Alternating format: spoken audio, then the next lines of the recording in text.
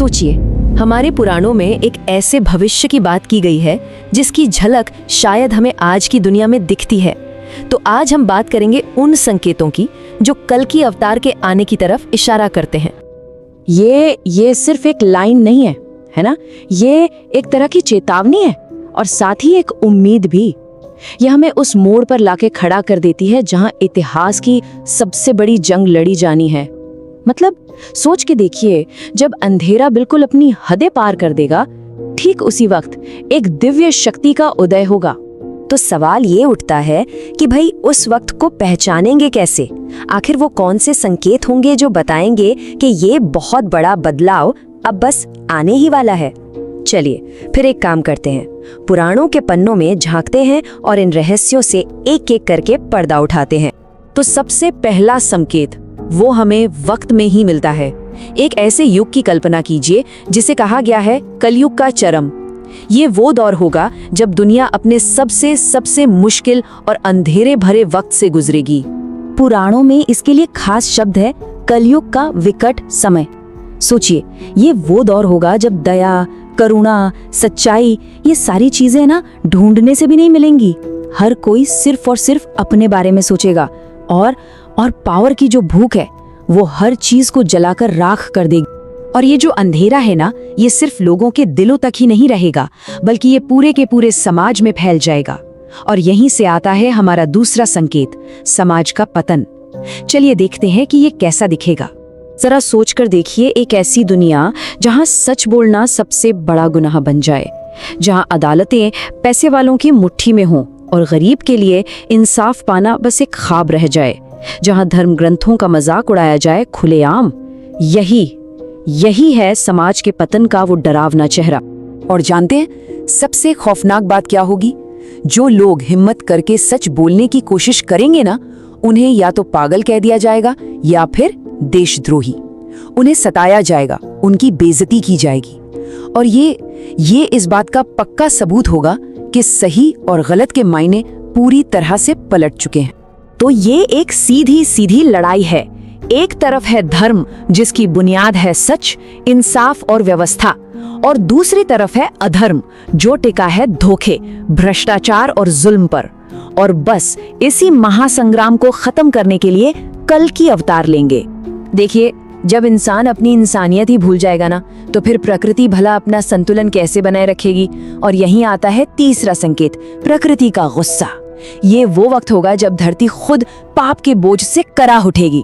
धरती कांपने लगेगी, समंदर अपनी हदें तोड़ देंगे और आसमान से भी अजीबोगरीब घटनाएं होंगी। मतलब भयानक भूकंप, सब कुछ बहा ले जाने वाली बाढ़ें और ऐसा सूखा जो जान ले ले। ये सिर्फ प्राकृतिक आपदाएं नहीं होंगी, नहीं, ये तो धरती की एक चीख होगी, एक आखिरी चेतावनी कि बस अब बहुत हुआ, अब एक बहुत बड़े बदलाव का वक्त आ गया है। और फिर इसी घने अंधेरे के बीच उम्मीद की एक रोशनी चमकेगी। चौथा और यकीन मानिए सबसे जरूरी संकेत, एक रक्षक का आगमन। नाम होगा कल्कि, भगवान विष्णु के 10वें और आखिरी अवतार। और उनका मकसद सिर्फ एक, इस अंधेरे को हमेशा के लिए मिटा देना, पाप का सर्वनाश करना और एक नए सुनहरे युग यानी सतयुग की नींव रखना।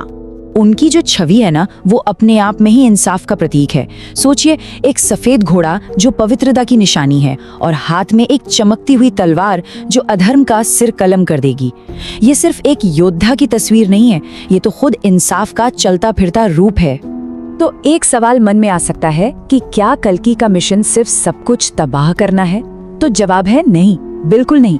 उनका असली मकसद इससे कहीं कहीं ज्यादा बड़ा है। और यही आता है पांचवा और आखिरी संकेत, धर्म की पुनर्स्थापना।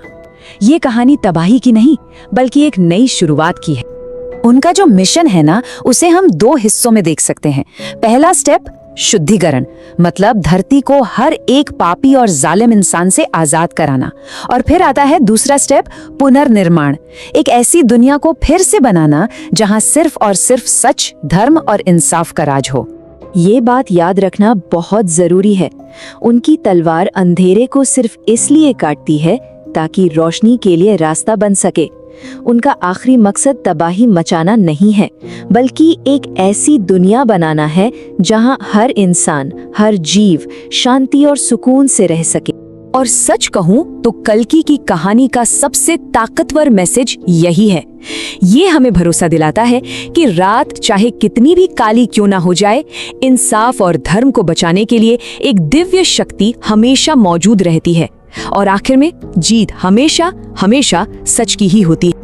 तो कल्कि सिर्फ एक अवतार नहीं है, वो उस सुबह की पहली किरण है जो सबसे घने, सबसे काले अंधेरे को चीर कर आती है। वो इस बात का प्रतीक है कि हर अंत अपने साथ एक नई और बेहतर शुरुआत लेकर आता है। तो अब जाते जाते बस एक आखिरी सवाल, क्या ये सब सिर्फ एक पुरानी कहानी है या फिर इसमें हमारे आज के समाज की कोई झलक दिखती है? जब हम अपने चारों तरफ की दुनिया को देखते हैं तो क्या इनमें से कोई संकेत नजर आता है? ये बात सोचने वाली तो है।